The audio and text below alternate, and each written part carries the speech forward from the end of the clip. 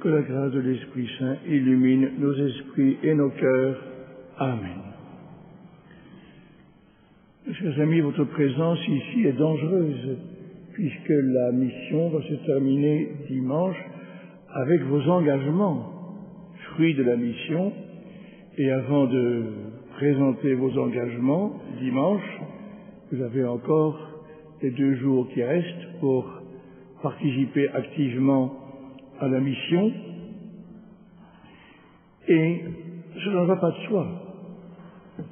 Cela ne va pas de soi de s'engager, et notamment dans cette activité très belle, très précieuse de la mission. Pour vous le dire très simplement, moi je dois me pousser un peu quand j'ai fait ça quelquefois dans ma vie d'évêque, aller dans les rues, interpeller les gens, commencer à leur parler. Je ne fais pas ça spontanément. J'ai besoin d'être poussé pour le faire, parce que ça demande autant c'est facile de parler à une assemblée qui est venue pour ça, autant interpeller les gens, c'est exigeant. Et pour vivre cela, on ne peut le faire que comme l'ont fait les apôtres. Si vous lisez l'Évangile, vous constatez que les apôtres, tout d'abord, n'étaient pas très futés au temps de la vie terrestre de Jésus. Les démons, quand Jésus passait, on voit ça surtout dans l'Évangile de Marc, quand les démons passaient, les démons se mettaient à hurler en disant « Nous savons qui tu es, Jésus de Nazareth, tu es le Saint de Dieu. » Ou bien il disait « Tu es le Fils de Dieu. » Et nous savons que tu es venu pour nous perdre. Tandis que les apôtres ne comprenaient pas vraiment qui était leur maître. Ils n'étaient pas très perspicaces. Et si vous allez voir le chapitre 8e de l'Évangile de Marc, il y a un passage très rude où Jésus enguirlande, pour ne pas dire autre chose, enguirlande ses disciples. Il a déjà fait 2 fois la multiplication des pains. Et voilà qu'ils sont en barque et ils ont oublié d'acheter du pain pour les repas suivants. Et Jésus leur dit à un moment, méfiez-vous du levain pervers des pharisiens. Le mot levain fait tilt, levain, pain, il nous fait une remarque pour nous dire, vous avez oublié d'acheter du pain. Alors Jésus leur dit, mais vous n'avez pas encore compris. Vous avez donc des yeux pour ne pas voir et des oreilles pour ne pas entendre. Vous avez donc l'esprit bouché. Vous n'avez pas encore compris. Quand j'ai multiplié les pains pour les 5000, combien de couffins avez-vous remplis avec les miettes? Et ils disent, tout penaud, 12. Et quand j'ai rompu les pains pour les 5000 ou les 4000, combien de couffins, combien de paniers? 7. Alors, vous n'avez pas encore compris. Ce n'est pas un problème de pain que j'ai avec vous, mais le problème que vous êtes aveugle. Et aussitôt après, Marc raconte une guérison d'aveugle. Il le fait à dessein pour dire les apôtres étaient aveugles spirituellement. Et pour dire au lecteur de Saint Marc, toi aussi tu es aveugle si Jésus ne te guérit pas de ta cécité spirituelle. Il n'était pas non plus très courageux. Dès que ça devient dangereux, dès que ça devient tangent, il détale comme des lapins. Ils s'enfuirent tous, dit Marc. Ils le laissèrent seul.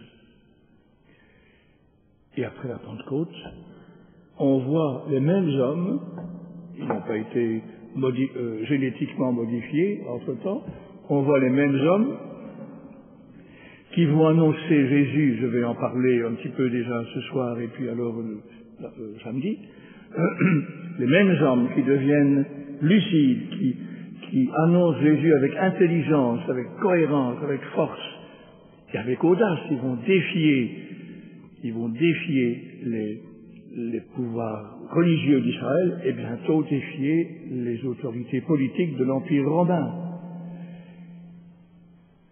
D'où leur vient cette énergie, d'où leur vient ce courage et cette intelligence, cette perspicacité? Ça leur vient de l'esprit de la Pentecôte, de l'énergie de l'Esprit Saint qui les habite, et ça leur vient de ce qu'ils savent qu'ils sont envoyés par le ressuscité qui a traversé la mort. Et ça doit être notre confiance. J'ai été souvent amené dans ma vie d'évêque à affronter des auditoires qui ne sont pas très favorables. Quand j'étais invité par des professeurs francs-maçons de l'université libre laïque de Bruxelles, j'avais en face de moi 300 personnes qui ne me voulaient aucun bien, ou bien sur les plateaux de télévision, dans les émissions radio, où on vous cherche noise, on vous jette des plures de bananes, vos wagons, vous allez déraper dessus. Eh bien, alors que par tempérament, moi, je ne cherche pas la bagarre, et je serais plutôt par tempérament un solitaire qui travaille dans ses bouquins. Mais je savais que je pouvais, comme prêtre et comme évêque, je pouvais m'appuyer sur l'Esprit Saint qui habite en nous et sur le ressuscité qui nous envoie. Vous aussi. S'il y a des engagements qui vous paraissent difficiles, eh bien, appuyez-vous sur plus grand que vous, plus fort en vous. L'Esprit Saint que Jésus nous a donné à la Pentecôte est la puissance du ressuscité. Car quelqu'un qui a traversé la mort dispose d'un pouvoir qui n'est pas de ce monde. Alors je voudrais vous parler de lui, parce que c'est lui qui est la source de toute mission. Comme le Père m'a envoyé, je vous envoie. C'est lui qui vous envoie.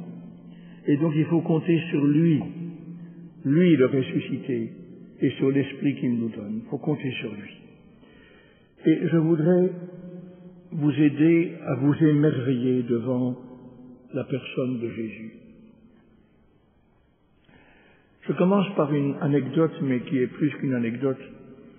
Il y a quelques années, Benoît XVI a publié 3 volumes sur Jésus de Nazareth, tous les 3 passionnants.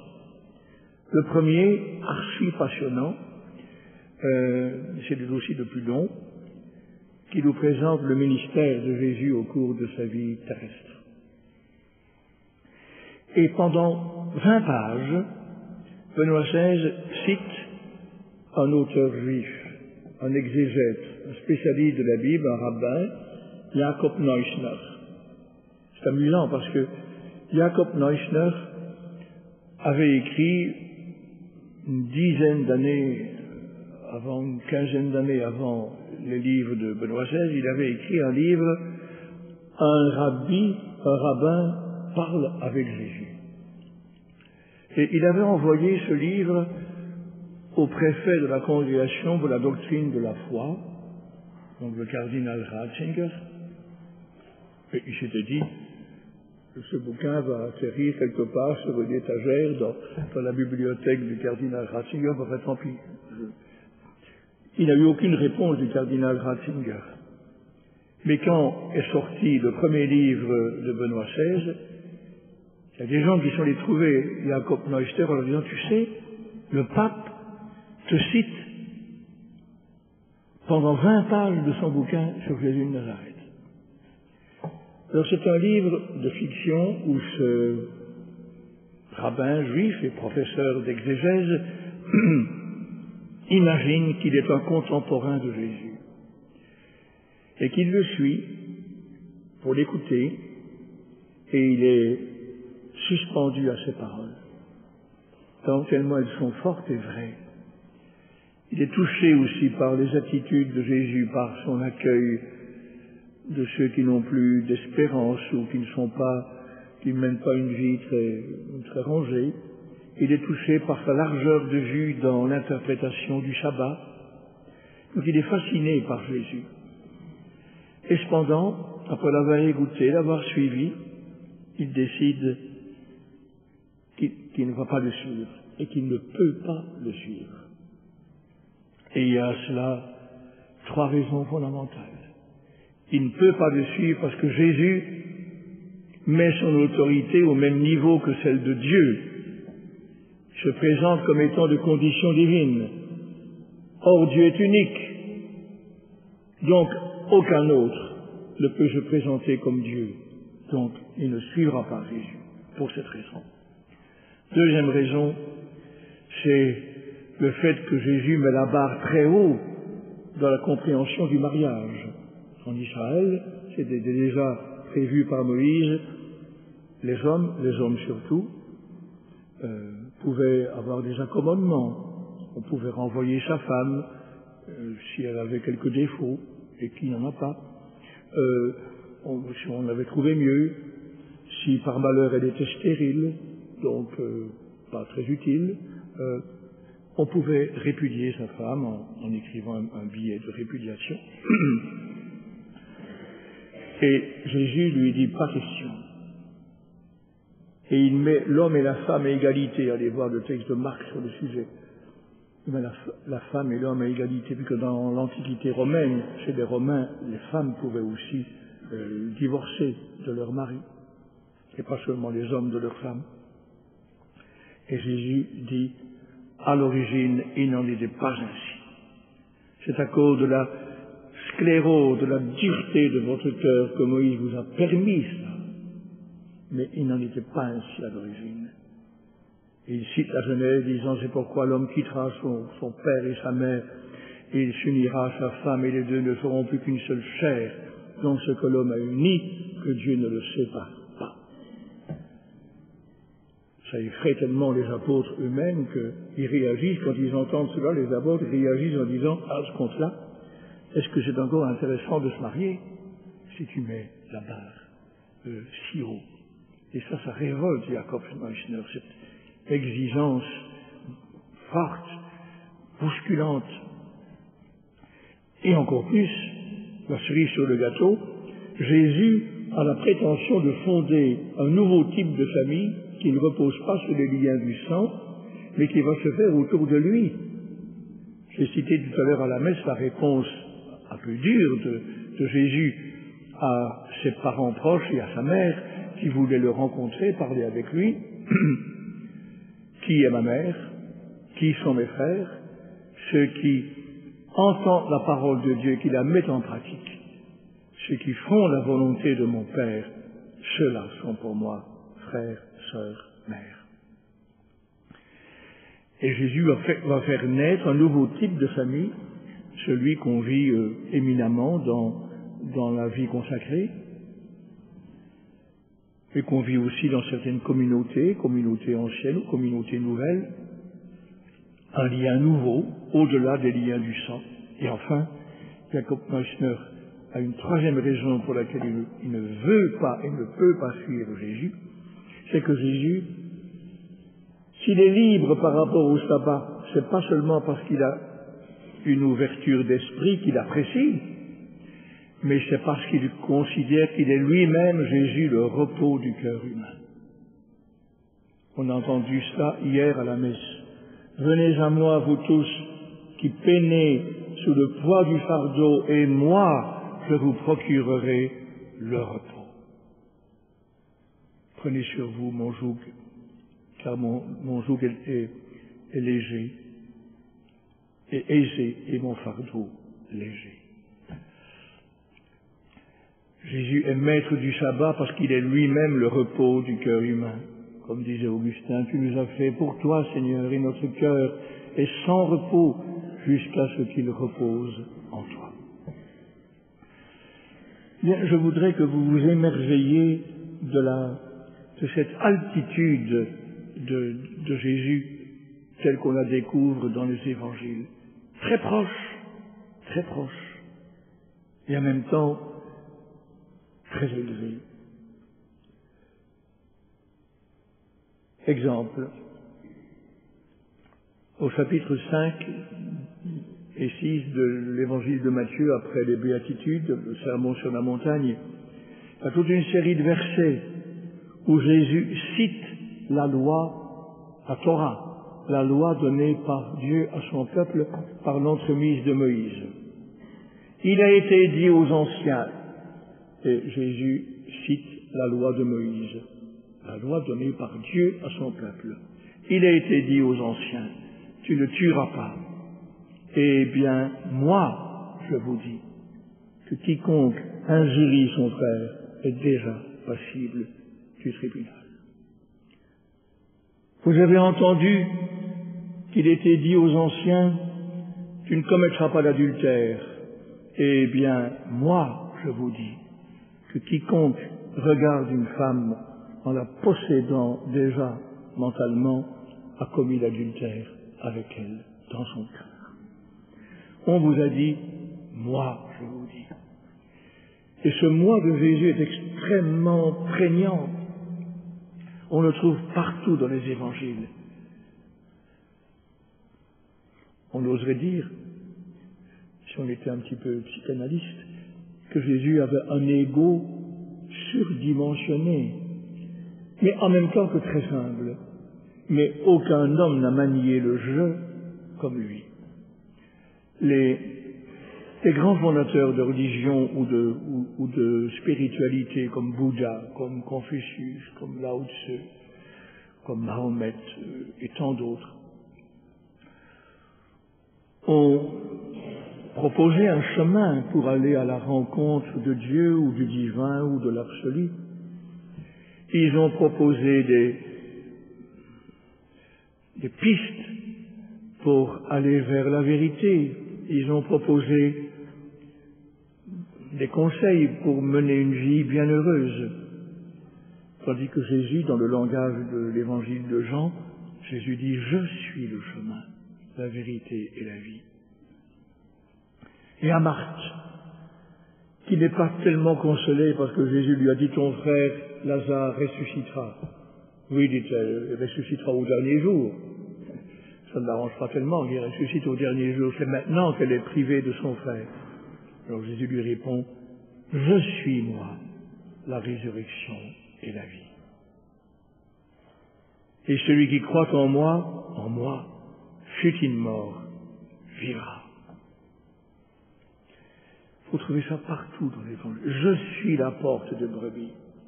Tous ceux qui sont venus avant moi sont des voleurs et des brigands. Moi, je suis venu pour que les hommes aient la vie et qu'ils l'aient en abondance. Mais ce moi est supportable parce que, en même temps, Jésus le souligne tellement dans l'évangile de Jean.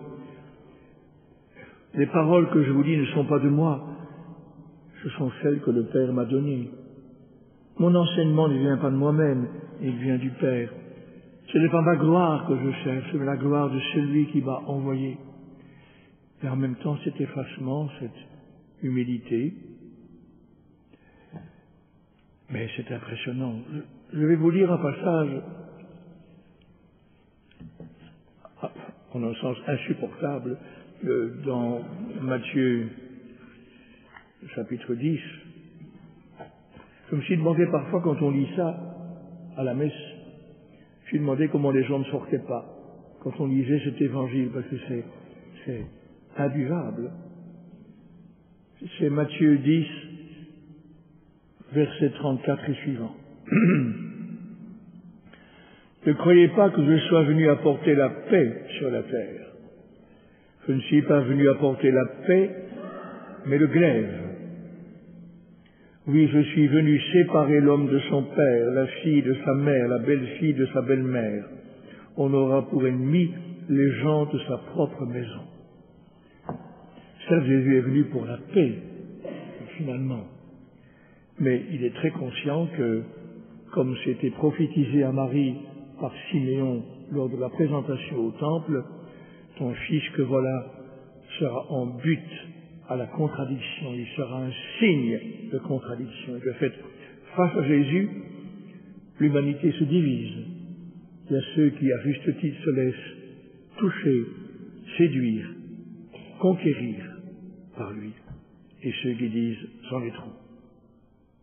Ceux qui réagissent comme Beaucoup de ses disciples, à la fin du discours sur l'Eucharistie au chapitre 6 de l'évangile de Jean, ce langage est trop fort, ce langage est trop dur, qui peut l'écouter?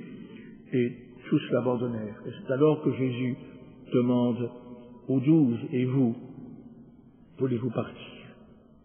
Vous aussi. Et Pierre, pour une fois très bien inspiré, Pierre répond, au nom des 12 et au nom de nous, puissions-nous toujours répondre comme lui, Seigneur, à qui irions-nous? C'est toi qui as les paroles de la vie éternelle. Et nous savons et nous croyons que tu es le Saint de Dieu. Je poursuis le texte de Matthieu. Celui qui aime son père ou sa mère plus que moi n'est pas digne de moi. Celui qui aime son fils ou sa fille plus que moi n'est pas digne de moi. Celui qui ne prend pas sa croix et ne me suit pas n'est pas digne de moi. Qui veut garder sa vie pour soi la perdra. Qui perdra sa vie à cause de moi la gardera. Vous avez remarqué d'abord moi. C'est choquant dans un premier temps. Et pourtant c'est très important parce que au centre de notre vie chrétienne, il n'y a pas d'abord un message. Il y a bien sûr un message. Le message de Jésus, le message de l'Évangile. Mais il y a surtout au cœur de la vie chrétienne quelqu'un. Une personne qui, comme disent les gardes qu'on a envoyés dans l'Évangile de Jean chapitre 7 pour arrêter Jésus et qui reviennent bredouille, pourquoi n'avez-vous pas amené? Et pour des militaires, pour des gardes, pour des policiers, leur réponse n'est pas bonne pour leur état de service, mais très bonne pour leur humanité. Jamais homme n'a parlé comme cet homme-là. De fait, ce langage est unique et, dans un premier temps, choquant. Et il n'y a que deux hypothèses face à Jésus. Ou bien, c'est le pire gourou qu'il y a eu dans l'histoire de l'humanité, qui demande ce qu'aucun homme ne peut demander, qu'on le préfère, lui, à son père, à sa mère, à son fils, à sa fille, à sa propre vie. Personne ne peut demander ça. Et quiconque le demanderait devrait être dénoncé. Et l'autre hypothèse, c'est que Jésus est vraiment celui qu'il prétend être, et alors il peut et doit parler comme il le fait. Et dans tous les débats qu'il y a, les débats de société, les débats moraux, y compris à l'intérieur de l'Église, il ne faut jamais perdre de vue cela. Suivre Jésus n'est pas évident. Ça va très très loin. Et il ne faut pas édulcorer la force de cet appel, mais trouver auprès de lui et de l'Esprit Saint la force d'y répondre.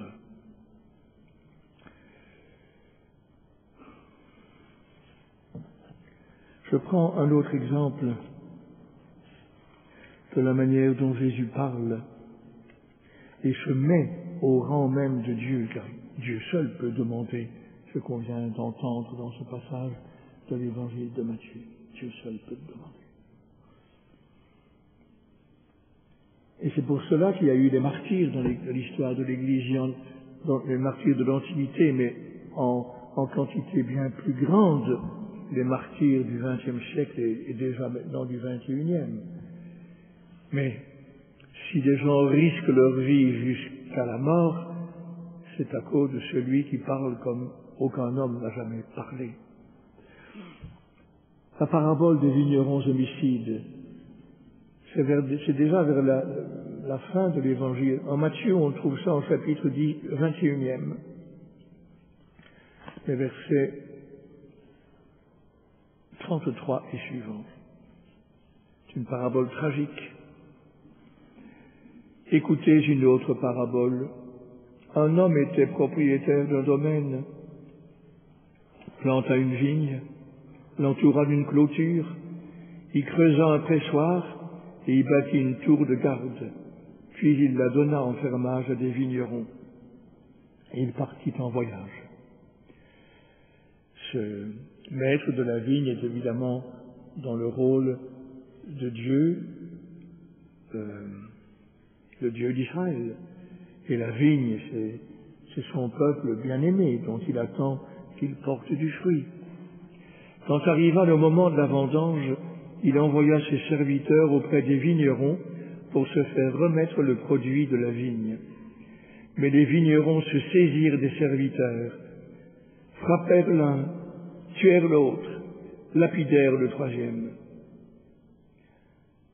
Ce sont les prophètes que Dieu envoie régulièrement à son peuple pour le réveiller, le secouer, le ramener à la fidélité à l'alliance. De nouveau, le propriétaire envoya d'autres serviteurs plus nombreux que les premiers, mais ils furent traités de la même façon. Les prophètes, par vagues successives, ils se sont tous fait éconduire. Et la plupart ont été tués. Jérusalem qui tue les prophètes, dit Jésus quand il pleure sur Jérusalem.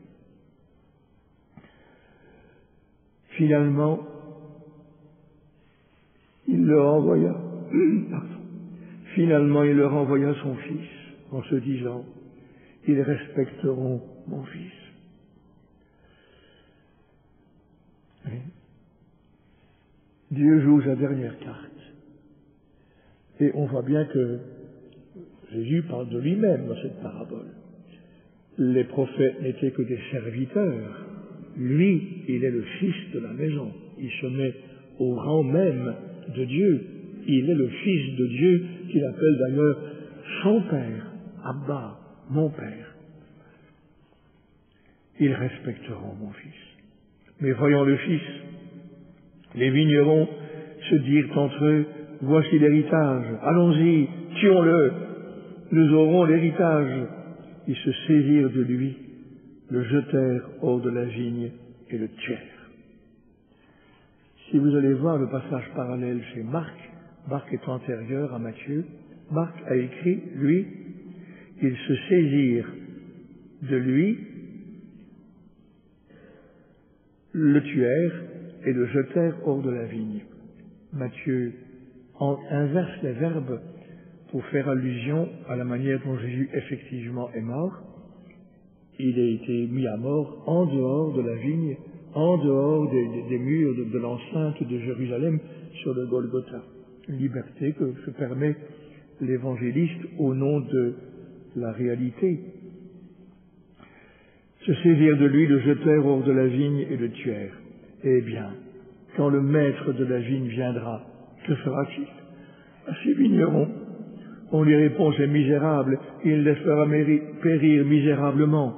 Il donnera la vigne en fermage à d'autres vignerons qui en remettront le produit en temps voulu. Jésus leur dit, n'avez-vous jamais lu dans les Écritures, ici un psaume 77, si j'ai pour souvenir, la pierre qu'ont rejetée les bâtisseurs est devenue la pierre angulaire. C'est là l'œuvre du Seigneur, une merveille sous nos yeux. La pierre qu'ont rejetée les bâtisseurs, Jésus, rejeté par les siens, est devenue la pierre d'angle du nouveau peuple de l'Alliance, de l'Église. Aussi, je vous le dis, le royaume de Dieu vous sera enlevé pour être donné à un peuple qui lui fera produire son fruit. Et ce peuple, c'est nous, c'est l'Église. Ce sont tous les païens et un certain nombre de juifs aussi, mais tous les païens qui sont entrés dans l'Église, tous les Gaulois, les Celtes, les Épurons, les Gauls, les Visigoths, les Ostrogoths, enfin tout ce que nous étions, et nous sommes entrés dans l'Église.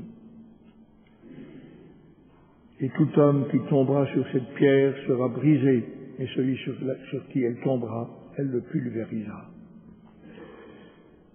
Jésus annonce dramatiquement, douloureusement, que le royaume va être confié à un autre peuple, le peuple de la nouvelle alliance. Et, soit dit en passant, Jésus nous dit aussi à nous maintenant, en Occident, si vous ne faites pas porter du fruit à la vigne sera confiée à d'autres.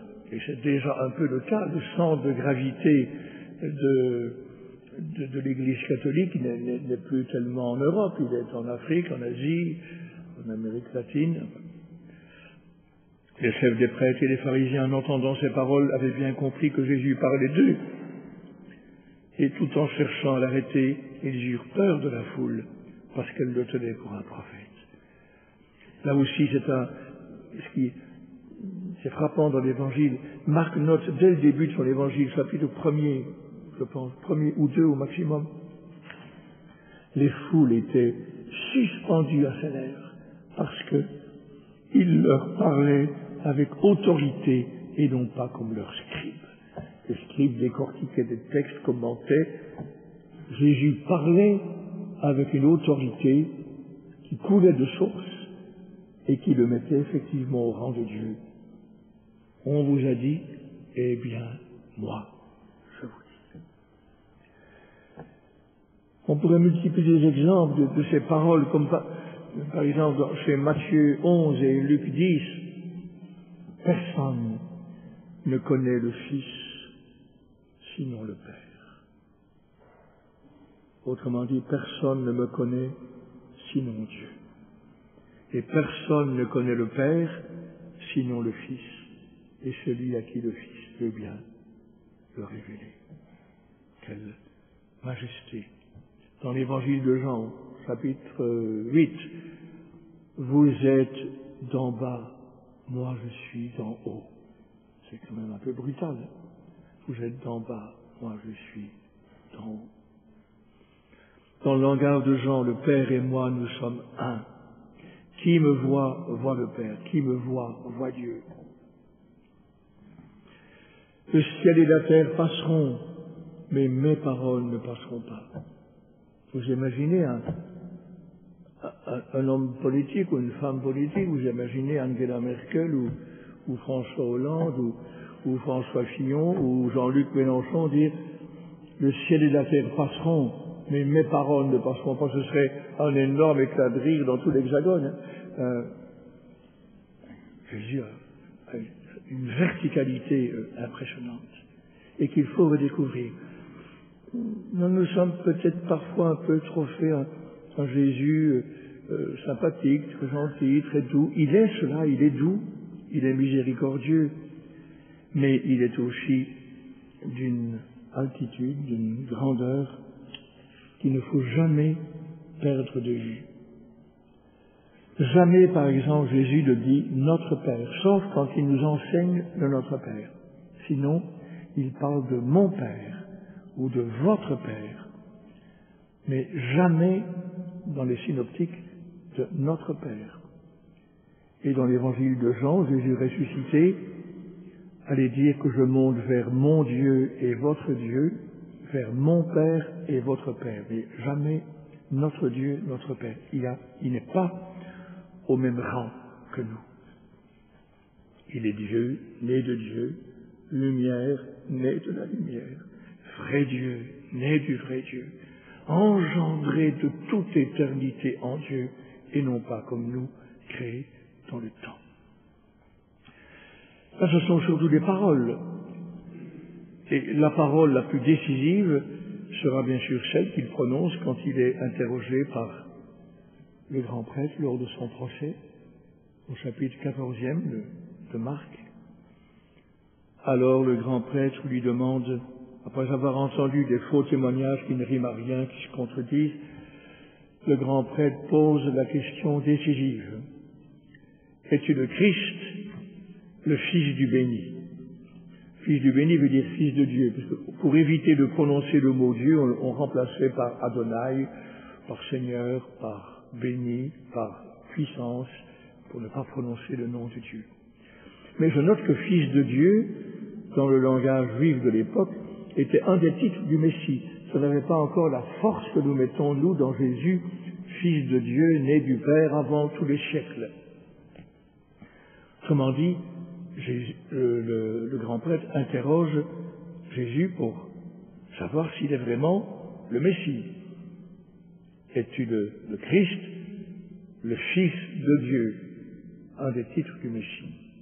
Mais Jésus répond, d'une manière qui va beaucoup plus loin. Il met ensemble le psaume 110. Le Seigneur a dit à mon Seigneur, siège à ma droite, jusqu'à ce que je fasse de tes ennemis l'escabeau de mes pieds. Siège à ma droite, au même rang que moi. Et il cite aussi, implicitement, cite quelques mots du chapitre 7 de Daniel. La vision qu'a eue Daniel d'un ancien qui siège sur un trône dans le ciel. Un ancien, c'est Dieu, qui étant éternel est relativement ancien. Et voilà que s'approche de l'ancien un fils d'homme. Expression qui au début signifie simplement un être humain, un petit homme. Mais qui ici a une majesté incomparable puisque ce fils d'homme, en s'approchant du trône de l'ancien, reçoit de lui tout pouvoir sur toutes les nations. Un pouvoir qui n'aura jamais de fin. Son règne n'aura pas de fin. Repris dans l'évangile d'aujourd'hui et repris dans le credo de Nicée Constantinople, et son règne n'aura pas de fin. Un pouvoir divin lui est conféré. Et c'est le titre dont Jésus se servait pour parler de lui-même. Vous aurez remarqué que les évangiles ne parlent jamais du Fils de l'homme. Les évangélistes ne parlent jamais du Fils de l'homme. Le mot n'apparaît que dans la bouche de Jésus. Les évangélistes disaient comme nous Jésus le Christ, Jésus-Christ. Mais ils respectent la manière dont Jésus parlait de lui-même. Jésus fuyait la désignation de Messie, il savait qu'il était le Messie. Mais il n'aimait pas cette désignation parce qu'elle avait une connotation politique et guerrière qu'il ne voulait pas. De son temps, on espérait que le Messie, descendant du roi David, allait prendre la tête de la guérilla et chasser l'occupant romain. Ce n'était pas la mission de Jésus. Et donc, quand on l'appelle Messie, ça lui convient pas trop. C'est pourquoi quand l'aveugle Bartimée crie « Fils de David, aie pitié de moi !» les gens avertis essayent de le faire taire. Il n'aime pas ça. Il n'aime pas qu'on l'appelle comme ça. Mais lui, il souhaite effectivement des nuances théologiques. Il crie encore plus « Fils de David, aie pitié de moi !» Donc Jésus aurait préféré qu'on l'appelât Fils de l'homme. Et c'est comme ça qu'il parlait de lui-même. Et il répond au grand prêtre, désormais vous verrez le Fils de l'homme siégeant à la droite de la puissance de Dieu et venant sur les nuées du ciel. Comme le Fils d'homme vu par Daniel était venu près de l'Ancien sur les nuées du ciel, attribut divin. Donc par ces deux textes, venant sur les nuées du ciel, emprunté à Daniel, du Fils de l'homme, et par siège à ma droite, donc au même rang que Dieu, et nous disions dans le Gloria et dans le Credo que Jésus siège à la droite du Père, pas dans un sens physique, géographique, mais il est du même rang que Dieu. Et le grand prêtre comprend très bien. La réaction est immédiate, que vous ensemble, il a blasphémé, il mérite la mort. Jésus a revendiqué un rang divin, ce que aucun être humain, dans son bon sens, peut-être ceux qui pensent qu'ils sont Napoléon, peut-être bien qu'ils pensent aussi parfois qu'ils sont le Fils de Dieu, mais aucun homme dans son bon sens n'a revendiqué une telle dignité. Et les gestes, il y a les paroles, mais il y a les gestes, accompagnés de paroles, mais les gestes éloquents. Le paralytique qui est venu dans l'espoir d'être guéri de sa paralysie. Et on l'a fait descendre par un trou dans le plafond fait de branchage. On le fait atterrir devant Jésus. Et Jésus lui dit, mon fils, tes péchés te soient remis. Il n'est pas venu pour ça, lui. Mais Jésus commence par le guérir spirituellement, avant de le guérir physiquement. Et ceux qui sont là, parmi eux, il y a des docteurs de la loi, des scribes, des pharisiens, des gens qui connaissent très très bien leur théologie, et qui réagissent très normalement en disant « Mais comment cet homme peut-il ainsi parler? Dieu seul peut pardonner les péchés. » Il blasphème. déjà l'accusation de blasphème. Et de fait, Jésus s'autorise à pardonner les péchés, ce qui n'appartient qu'à Dieu. Voilà, remettez-vous devant cette figure unique dans l'histoire du monde. Vous ne trouverez l'équivalent nulle part ailleurs. Vous trouverez des fondateurs respectables de religions respectables à beaucoup d'égards, et vous ne trouverez nulle part quelqu'un qui de cette manière s'est mis au rang de Dieu. C'est un unicum, un apax, un seul cas dans l'histoire humaine. Et le maître que nous suivons, que nous aimons, eh bien, il a cette proximité, mais aussi cette verticalité. Deuxième trait de Jésus, et qui doit lui aussi contribuer à nous donner confiance. C'est quand même encourageant pour nous de savoir que nous avons comme patron, nous avons comme maître à penser et à vivre quelqu'un qui est le Fils même de Dieu, qui est de nature divine, pas rien. Et en même temps, en contraste total, la manière dont Jésus va s'approcher de sa mort, agoniser et mourir dans une solitude extrême. Le grand philosophe danois Kierkegaard parle de cela en disant que c'est le paradoxe absolu. Celui qui disait « Le Père et moi, nous sommes un, qui me voit le Père », il va à l'agonie, à Gethsémani, crier vers un Père qui ne répond pas. Expérience que nous faisons nous aussi, quand même régulièrement. Je suppose que vous aussi, vous avez parfois le sentiment que le bon Dieu, au fil des siècles, est devenu un peu sourd. Et il n'a pas l'air d'entendre nos prières. Je suppose que vous avez eu parfois ce sentiment. Jésus à l'agonie. Blaise Pascal, dans son admirable mystère de Jésus, note que c'est la seule fois dans l'Évangile où Jésus, qui d'ordinaire réconfortait ses disciples, mendie auprès d'eux un peu de réconfort. Et il demande tout spécialement à trois d'entre eux, à tous il demande, mais à trois, il les prend avec lui, Pierre, Jacques et Jean, en leur disant, venez ici et priez avec moi, veillez avec moi. Et par deux fois, il les trouve endormis. C'est pourquoi Pascal conclut son mystère de Jésus en disant « Jésus est en agonie jusqu'à la fin du monde. Il ne faut pas dormir pendant ce temps-là. » Admirable. Jésus est en agonie jusqu'à la fin du monde. Il ne faut pas dormir pendant ce temps-là. Et Jésus prie de manière répétitive, un peu comme nous, quand nous sommes à Cuya, quand nous sommes sans recours pour prier, quand nous nous sentons secs comme un coup de trique, sans aucune inspiration. Que faisons-nous?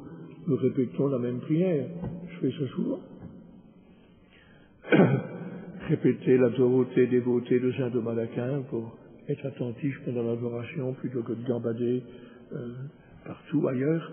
Je connais une série de prières par cœur que je peux réciter lentement, comme après la communion, pour ne pas être distrait. Être distrait après la communion, c'est épouvantable. On est en train de vivre le cœur à cœur, un corps à corps, un cœur à cœur, d'une intimité unique. Et parfois nous sommes en train de penser à nos courses, ou bien à la prestation suivante qu'on doit faire, ou bien au fait qu'on a mal à une jambe, ou bien, enfin, et alors que le Seigneur nous visite comme un feu d'amour. Il ne faut pas dormir pendant ce temps-là, il faut rester vigilant.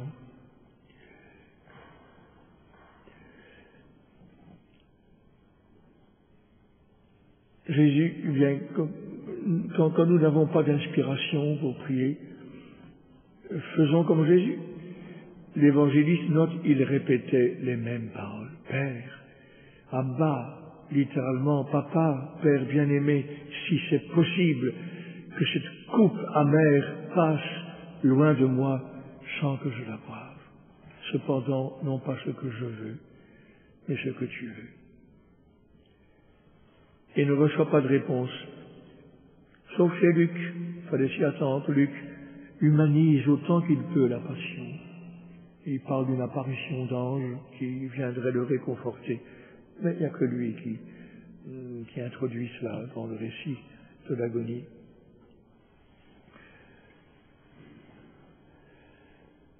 Jésus, dans l'ennui, comme dit Pascal dans son français du XVIIe siècle, Jésus dans l'ennui, pas seulement l'ennui au sens moderne, mais dans la peine, dans la tristesse. Mon âme est triste à en mourir. Puis l'abîme de la dérision de voici le Fils de l'homme est livré aux mains des pécheurs. Quand on vient l'arrêter, quand il réveille ses disciples une dernière fois, allez, levez-vous. Voici que celui qui me trahit est proche. Le Fils de l'homme va être livré aux mains des pécheurs. Alors le vendredi saint et le dimanche des Rameaux, nous entendons d'une seule traite le récit de la Passion. C'est très beau. On n'a pas le temps de le détailler, mais il faut méditer toutes ces scènes l'une après l'autre, les crachats, les soufflets, la dérision, les yeux bandés, fais le prophète, qui t'a frappé, un roseau, un vêtement rouge en signe de pourpre royal, une cape de soldat comme manteau royal, un roseau comme sceptre, une couronne d'épines comme attribut royal. Salut, roi des Juifs, on s'agenouille devant lui. Tout ce que Jérôme Bosch, notamment, a représenté dans ses peintures. La dérision, la flagellation, supplice effrayant, auquel certains d'ailleurs ne survivaient pas, avec des osselets ou des boules métalliques avec des pointes pour arracher la chair. Tout cela est rapporté sobrement par les évangiles. L'abandon, tous s'enfuirent notre Marc. Et peut-être que Marc est ce jeune homme dont il parle dans son évangile, qui n'avait qu'un drap sur son corps, et on essaie de l'arrêter, il lâche le drap, et il s'enfuit tout nu. Peut-être bien que c'est Marc qui a rapporté ce trait, il est le seul à le faire. Tous s'enfuirent. Pierre va suivre de loin, mais il va le renier de très près. Et puis sur la croix, les moqueries, il a sauvé d'autres, qui se sauvent maintenant lui-même. Si tu es le Fils de Dieu, descends la croix et nous croirons en toi. Une seule scène un peu humaine, c'est rapporté par Luc, évidemment. C'est d'une part, pendant le chemin de croix, les femmes qui s'émeuvent de pitié sur Jésus à son passage sur le chemin de la croix. Et c'est le larron, devenu bon à ce moment-là, qui a compris quelque chose de qui était Jésus et qui le prie, Jésus. Souviens-toi de moi quand tu viendras dans ton royaume. Une prière à faire tous les jours. Jésus, souviens-toi de moi quand tu viendras dans ton royaume. Alors ce cri,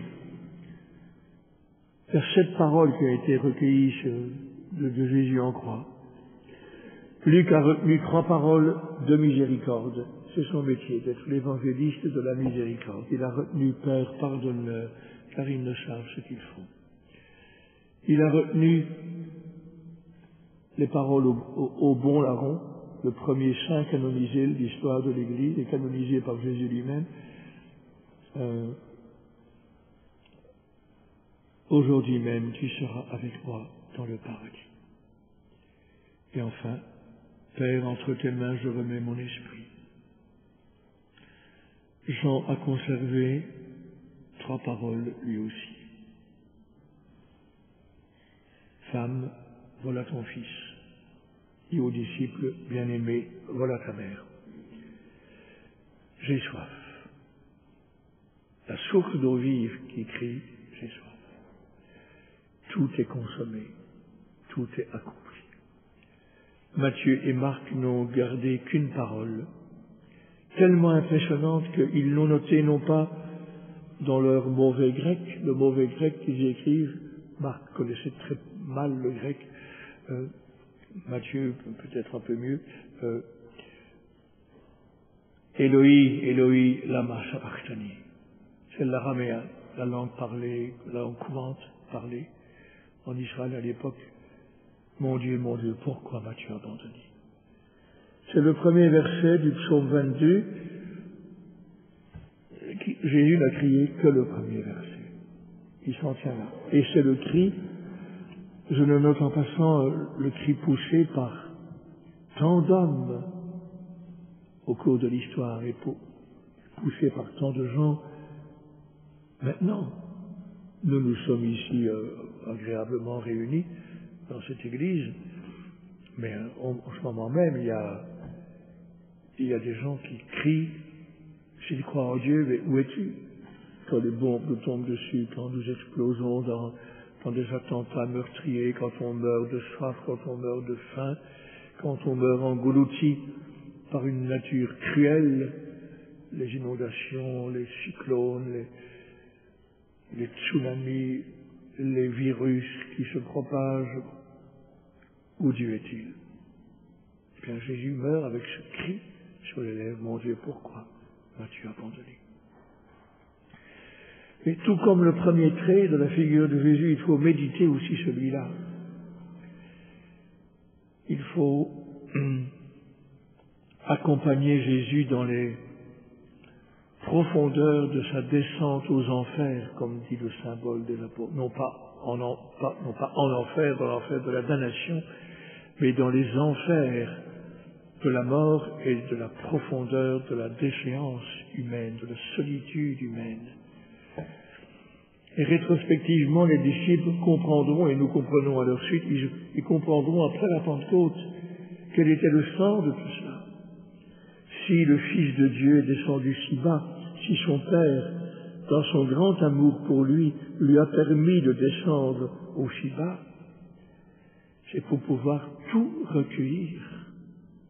Car s'il y avait une seule détresse, une seule misère humaine, une seule dépression, une seule tendance suicidaire, une seule dépravation, une seule félonie, une seule iniquité que l'amour de Dieu ne peut pas recueillir, alors le mal serait plus puissant que Dieu. Et c'est pourquoi Jésus tombe dans un abîme plus profond, le plus profond qu'on puisse imaginer, l'abîme du Fils qui a le sentiment que son Père est loin. Pourquoi m'as-tu abandonné? Il est tombé si bas pour que quand nous tombons, nous tombions en lui, qui peut tout recueillir. Ils ont compris ça plus tard. Au moment même, c'était pour eux l'échec, c'était la désolation. Plus tard, ils comprendront, et grâce à eux, nous comprenons, nous aussi. On parle de la mission. Pour avoir du courage dans la mission, il faut se laisser inspirer par l'Esprit Saint et se laisser porter par Jésus. Mais pour que le souffle de l'Esprit Saint ne soit pas une simple petite brise qui nous rafraîchit, et pour que l'envoi par Jésus ne soit pas un envoi simplement humain, comme ceux que nous pouvons organiser nous-mêmes, il faut que nous mesurions la vertigineuse altitude de Jésus, bien qu'il soit tout proche de nous, et que nous sondions le vertigineux abîme où il est descendu dans sa passion. Sinon, notre mission ne serait pas possible. On se découragerait. on se découragerait devant certains obstacles. C'est ce qui est splendide dans les Actes des Apôtres, comme on voit Paul, l'ancien persécuteur de l'Église, et qui maintenant est devenu le plus grand apôtre de l'Église, mais rien ne le décourage. Pourtant, il avait aussi ses limites, il avait aussi ses souffrances, ses tentations de découragement, mais rien ne l'abat. Il rebondit toujours. C'est pas seulement de la psychologie, c'est pas seulement parce qu'il avait un tempérament solide. Au contraire, il laisse entendre qu'il était chétif, pas très doué pour la parole, pas très bon orateur, que les chrétiens avaient des raisons de ne pas se sentir toujours à l'aise avec lui. Il avait probablement une maladie un peu dérangeante, je ne sais pas trop quoi. C'est pas de la psychologie seulement, c'est parce qu'il est envoyé. Il se s'est envoyé par celui qui a tout porté et qui donc peut tout traverser. Et avec lui, il peut tout traverser. Alors, cela s'approfondit encore. Je ne fais qu'introduire ce soir. Ça c'est vrai samedi. Ça se fortifie encore avec l'annonce de sa résurrection. Et cela aussi est unique. Unique est la prétention de Jésus à être l'égal de Dieu. Unique aussi est cette image d'un Dieu, d'un Messie et d'un Fils de Dieu humilié. C'était impensable pour le judaïsme. Vous avez dans l'Ancien Testament, vous avez la figure glorieuse du Messie, descendant de David, qui doit restaurer la royauté en Israël. Vous avez aussi l'image mystérieuse, qui reste mystérieuse pour Israël aujourd'hui, du chapitre 53 d'Isaïe, le serviteur souffrant, écrasé par la souffrance, devant lequel on se voile la face comme on le fait pour ne pas voir un lépreux tant il était défiguré. Il n'avait plus ressemblance humaine. Nous pensions qu'il était châtié par Dieu, et c'était le péché des multitudes qu'il portait, et c'est par ses blessures que nous sommes guéris. Je relisais cette page 53, chapitre 53 d'Isaïe qu'on lit le vendredi saint. Jamais Israël n'aurait identifié la figure du Messie avec ce serviteur souffrant. Jamais. Et pour les païens, un Dieu qui devient homme, qui devient réellement homme, il y avait bien des mythes présentant les dieux sous un visage humain, le visage consolant d'Athéna, pour Ulysse par exemple dans l'Odyssée.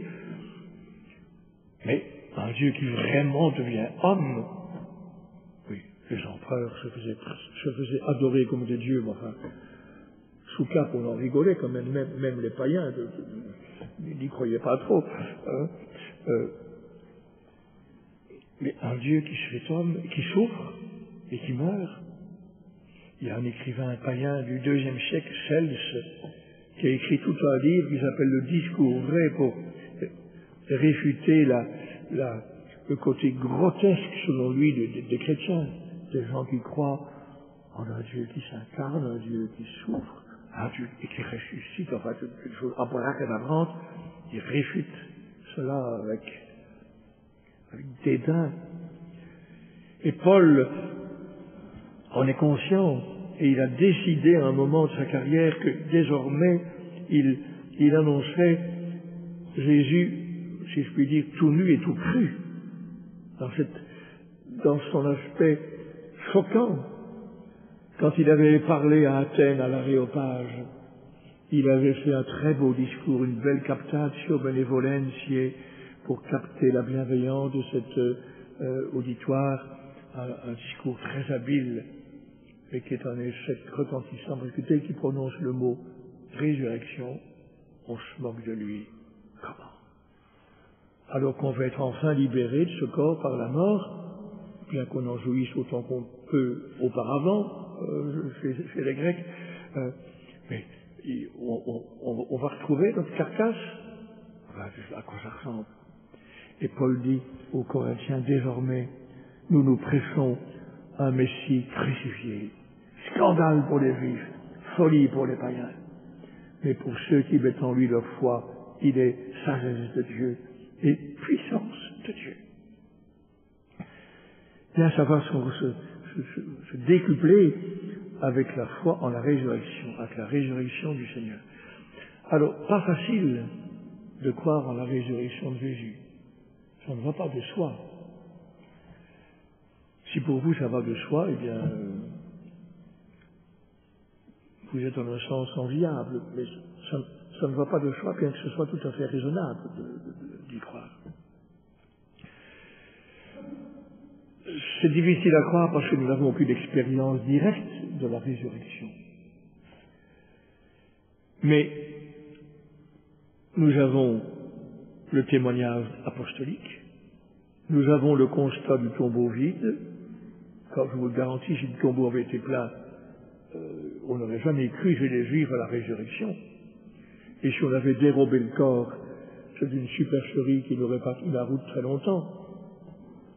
Il s'est passé quelque chose qui est évoqué par les apparitions de Jésus ressuscité dans les évangiles, qui a transformé ces hommes, qui, je vous l'ai dit en commençant, étaient pas très futés, pas très malins, pas très courageux, pas le tronc à souhait. Et voilà que, après la résurrection et surtout après la Pentecôte, ils deviennent non seulement perspicaces, mais courageux. Sans la résurrection, sans les apparitions du ressuscité, jamais la prédication apostolique n'aurait eu lieu. Il y aurait eu un effet retentissant d'un prophète, comme tous les autres prophètes avant lui. On aurait fait de mémoire de lui, on aurait se serait peut-être alimenté de quelques-unes de ses paroles, mais ce serait retombé comme un soufflet. On ne bâtit pas la prédication apostolique sur un simple souvenir ou bien sur une supercherie. Quelque chose s'est passé qui a suscité la prédication apostolique et qui a fait naître l'Église et qui a fait naître ensuite le Nouveau Testament, les écrits du Nouveau Testament. Et sans cela, nous ne serions pas ici.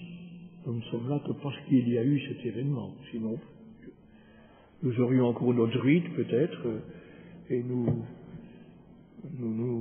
souhaiterions la bonne année avec du gui. Voilà. La résurrection est un grand mystère, mais le surgissement de l'Église, de la prédication des apôtres et du Nouveau Testament sans la résurrection, c'est une énigme insoluble, tandis que la résurrection a un sens profond. Je dis encore ceci avant de passer au compli. Quel est le sens de la résurrection pour le Nouveau Testament? Tout d'abord, une réhabilitation. C'est ce que Pierre dit le jour de la Pentecôte. Probablement donc, suivant notre calendrier actuel, le 28 mai de l'an 30.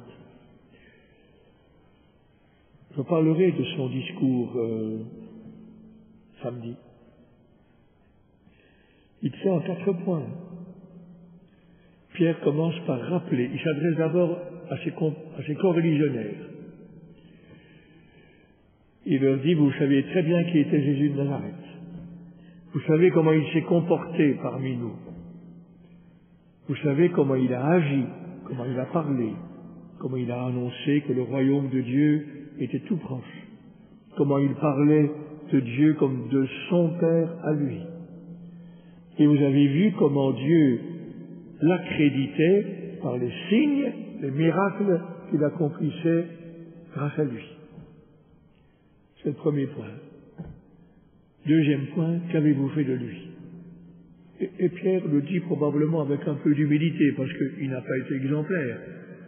Il ne l'a pas crucifié, mais il a quand même renié, ce qui est presque aussi grave.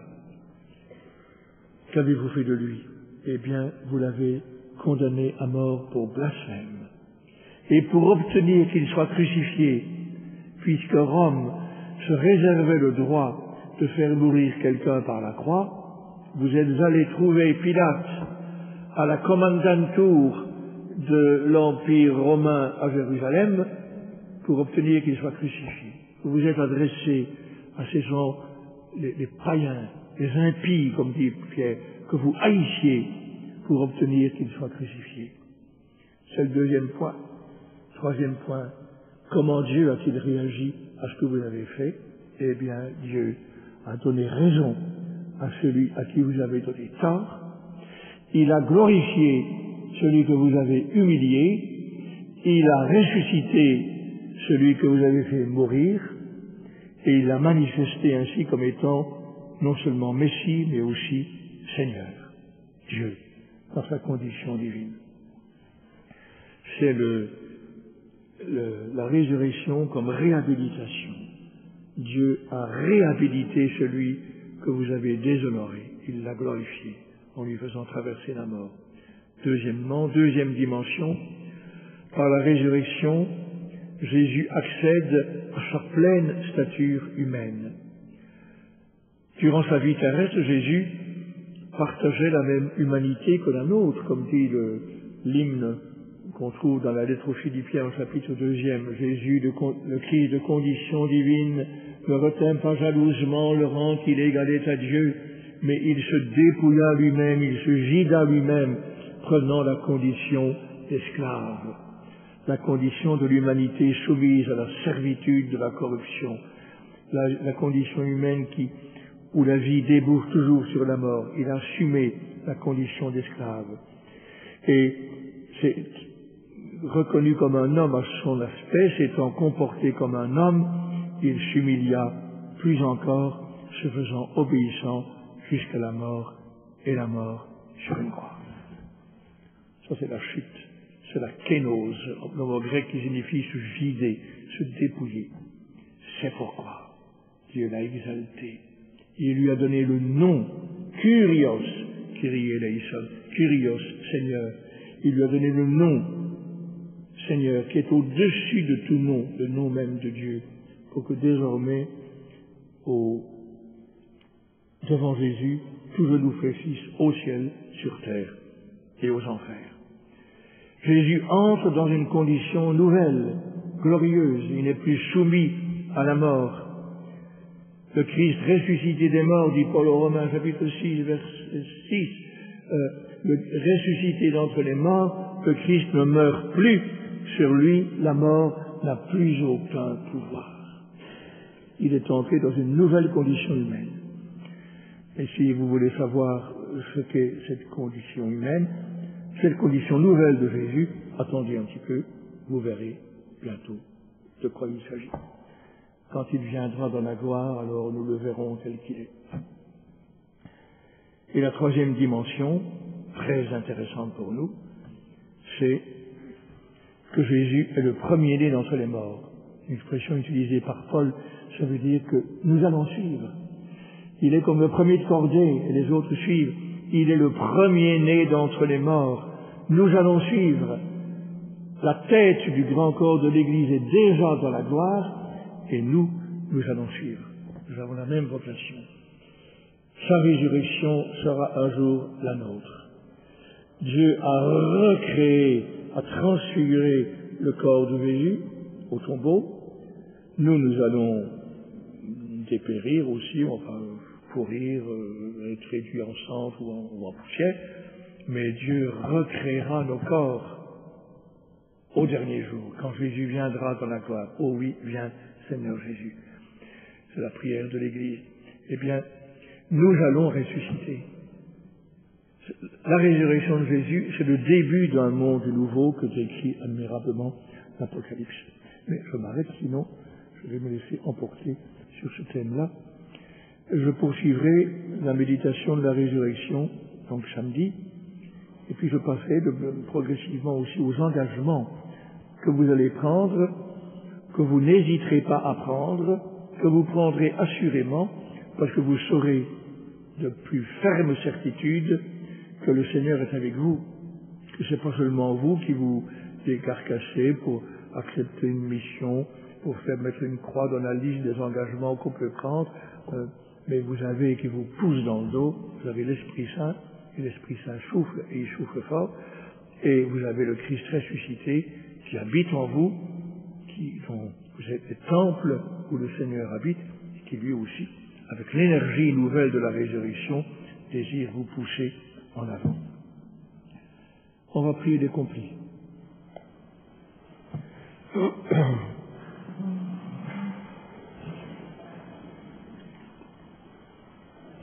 Prochaine conférence de Monseigneur Léonard, donc samedi à 20h30.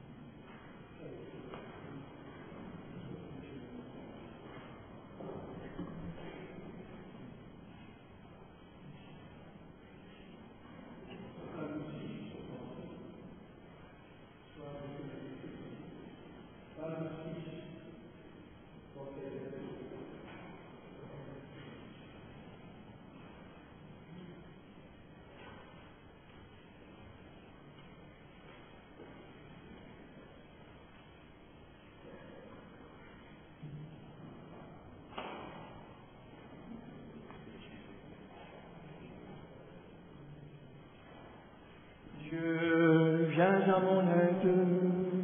Seigneur, viens à mon secours. Gloire au Père et au Fils et au Saint-Esprit. Ô Dieu qui es éternel, ô éternel, Alléluia.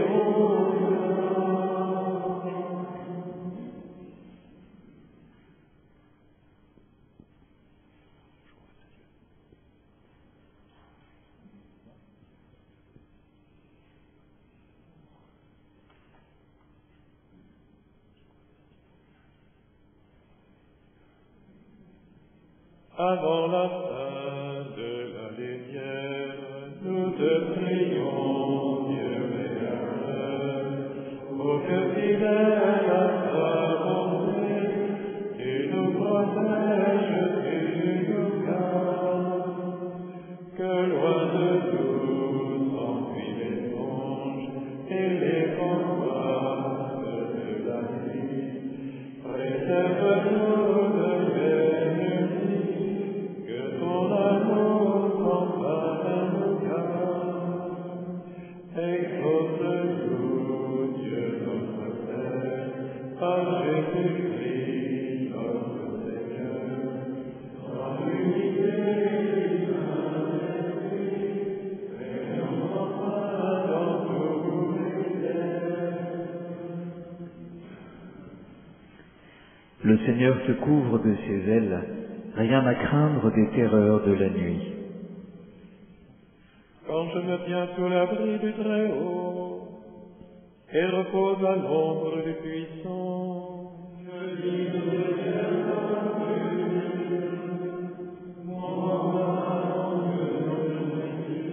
c'est lui qui te sauve des filets du chasseur et de la peste maléfique.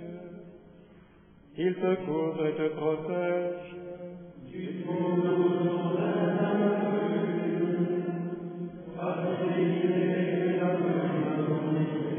Tu ne craindras ni les terreurs de la nuit, ni la flèche qui vole au grand jour, ni la flèche qui vole au soir, ni le fléau qui frappe la nuit. Qu'il en tombe 1000 à tes côtés, qu'il en tombe 10 000 à ta droite, toi tu restes hors d'atteinte.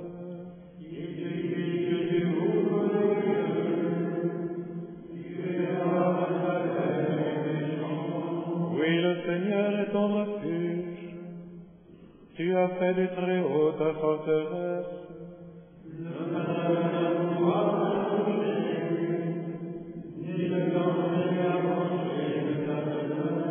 Il donne mission à ses anges de te garder sur tous tes chemins. Il te donne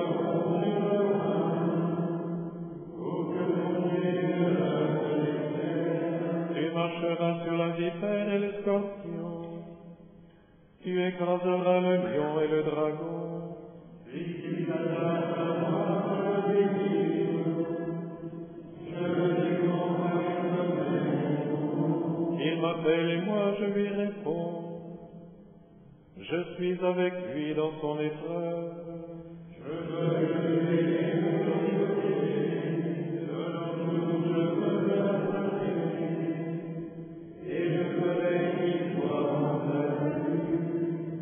Gloire au Père et au Fils et au Saint-Esprit, pour les siècles des siècles. Amen.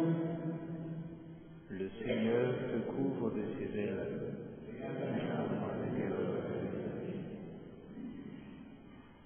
Les serviteurs de Dieu verront son visage, et son nom sera écrit sur leur front.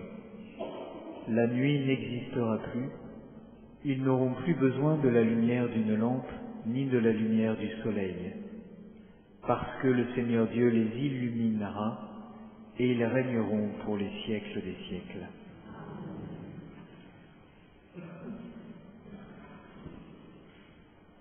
En tes mains, Seigneur, je remets mon esprit. En tes mains, Seigneur, sur ton serviteur que s'illumine ta face. En tes mains, Seigneur, mon esprit. Gloire au Père et au Fils et au Saint-Esprit.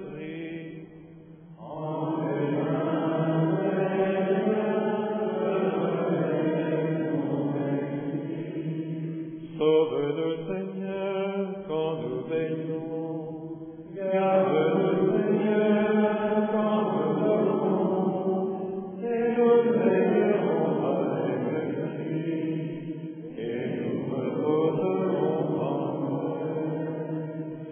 Maintenant, Maître souverain, tu peux laisser ton serviteur s'en aller.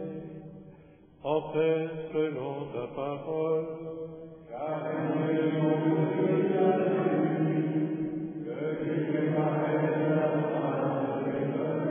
Lumière qui se révèle aux nations et donne gloire à ton peuple Israël. Gloire au Père et au Fils et au Saint-Esprit, pour les siècles des siècles. Amen. Sauve-nous, Seigneur, quand nous veillons. Garde-nous, Seigneur, quand nous dormons. Et nous veillerons avec lui. Et nous reposerons en paix. Nous t'en supplions, Seigneur, visite cette maison et repousse loin d'elle toutes les embûches de l'ennemi. Que tes saints anges viennent l'habiter pour nous garder dans la paix, et que ta bénédiction demeure à jamais sur nous, par Jésus, le Christ notre Seigneur. Amen. Et que le Seigneur vous bénisse et vous garde, le Père, le Fils et le Saint-Esprit. Amen.